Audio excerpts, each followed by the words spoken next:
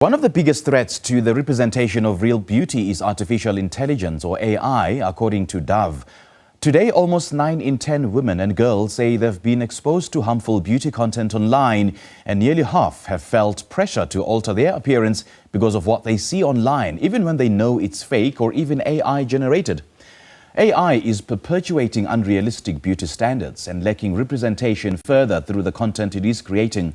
Well, Dove has now launched a new campaign to tackle these issues, and to tell us more about it, we're joined by Anele Nzimande, the PR lead for beauty, wellness and personal care categories at Unilever. A very good morning to you, Anele. Thanks for joining us. Welcome.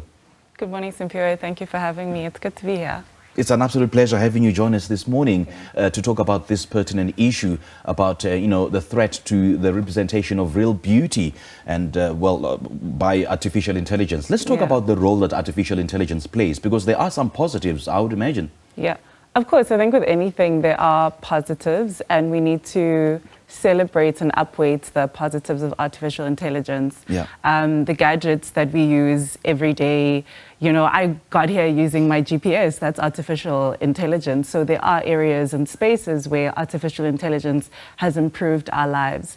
But also, how has it improved our lives? Just before we get further into the conversation. So I just gave you one of my examples that when I came here, I just put in my address, the destination, and the GPS was able to navigate me here. And then in terms of the beauty industry? In terms of the beauty industry, I would say there are artificial intelligence apps that are able to generate stock footage. So in the old days, you would need a photographer to have different models to generate stock images. But now using AI, you're actually able to pull from an image bank that can be quite easy and quite broad. So it speeds things up in that sense. But the downsides of that is that some of those images are not representative enough, which is obviously what Dove is saying. We are saying that we are living in a world where it is predicted by 2026 that a lot of the images that you see on digital online will actually be AI generated images. So we need to be able to help AI, to teach AI how to represent human beings in a way that is not perfection.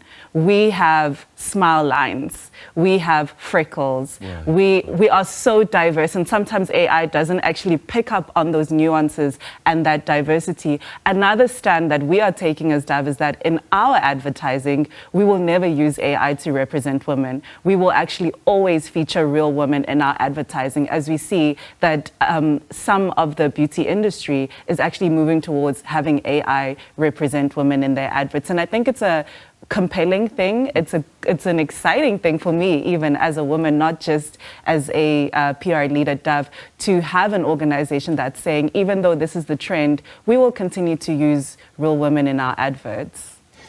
The argument could be made then, Anele, that the artificial intelligence generated images sort of give pressure to product development by beauty companies, to come up with products that will sort of match the image of the artificial intelligence.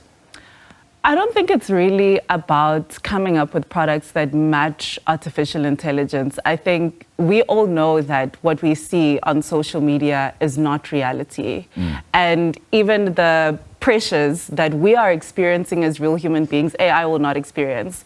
The AI image is not experiencing pollution on their skin. The AI image is not experiencing the UV rays from the sun. So the products do, I think, respond to the problems that we are experiencing in the real world, which is why our skin and the textures of our skin will be so different to what an AI image is generating. So I think it goes beyond product creation. I think the real issue is around representation and making sure that that representation is inclusive and that we stand for real beauty represented by real women. And even in a space where there is AI, let's teach AI. AI is teachable. You can actually input, you can work with software developers to say, even in a situation where we want to have AI image generation, let's do it in a way that actually reflects the South African diversity that we have come to all love. Indeed, indeed. And how is this campaign for real beauty changing this narrative?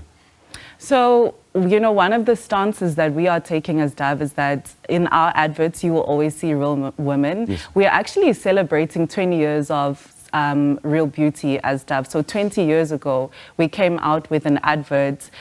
It was the first of its kind, even though now, inclusivity, representation is part of our language. It's something that we've all become so accustomed to. But 20 years ago, there was a very specific standard of beauty, and it was, typically very slim, very Eurocentric. And Dove came out to say, actually, it's not about saying this standard of beauty is wrong or we should reject this standard of beauty. It's about making it broad. It's about making it diverse so that everyone can claim beauty. It shouldn't be something that is only accessible for certain groups of people. So if I'm plus size, I should feel beautiful and I should be affirmed by what I see in the media. And I think this is especially important for young girls and young boys growing up in our society, because we know that confidence is linked to outcomes of success later on, and that is linked to beauty and how we define that as a society, and bullying and those kind of things. So as Dove, I think we are wanting to be part of the conversation that broadens beauty, that celebrates diversity, but also that builds the self-esteem of young boys and girls so that they can really step into their greatness and unlock their full potential. Well, Anele, pardon my layman perspective, but the standards of beauty have always been there. They've been endemic. I mean, the levels and the types of beauty that I just mentioned have always been there, like plus size, dark skin, light skin. They've always been there. But when you say that you are celebrating 20 years of Real Beauty, what exactly are you referring to? So we came out with a groundbreaking advert, right, which was the first of its kind. If you haven't seen it, it was, representing afros as Dove in a advert, representing different body types, body sizes, skin tones. And at the time, 20 years ago, that's not something that you would typically see. So it's not you being a layman. I think it's because now it's something that we are so used to. You see all of these brands showing this diversity and representation. But as you rightly say, the threats to real beauty are not gone away. There's always space for us to learn as a brand. I think there's space for us to learn as a society, because it's so easy to fall back onto those standards of beauty, which is why we constantly have to challenge them. We constantly have to assess and ask ourselves, okay, are we still doing right by women? Are we doing right by men and the next generation? How can we broaden this conversation around beauty so that it really is authentic and it represents the people that we serve? And I suppose people like Zozibini Tunzi, former South African Miss Universe, they changed that narrative and they contributed to this conversation. Exactly. She's dark-skinned. She had short hair. Typically, you would see, like long, luscious weaves or relaxed hair. And that's also someone's choice. So I don't want to say that, which is why I said when we were talking earlier that it's not about saying this is wrong or this is incorrect.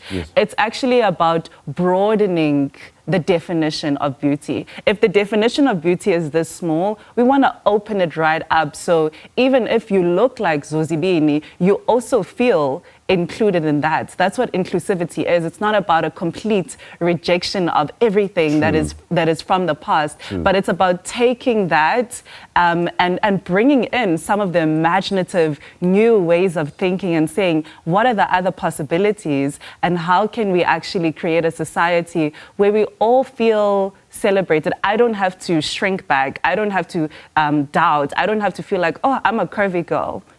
There's no room for me in Miss South Africa. Now you see with Shurufatso, she's quite a curvy girl, and yet she also has the Miss South Africa title. So that's the kind of South Africa we want to live in, where everyone can feel like, okay, I have a shot and I too can be beautiful. By all means, yes. All right, Anele, great chatting to you. Thank you so much for your time. We certainly hope that this will extend the conversation, to the power of what girls see online and what's deemed like the ideal beauty standards. Thank you so much for joining us. Thank you for having me. Good stuff. Well, we just spoke to Anele Nzimande, the PR lead for beauty, wellness and personal care categories at Unilever, on how AI-powered filters and editing tools may serve to reinforce unrealistic beauty standards.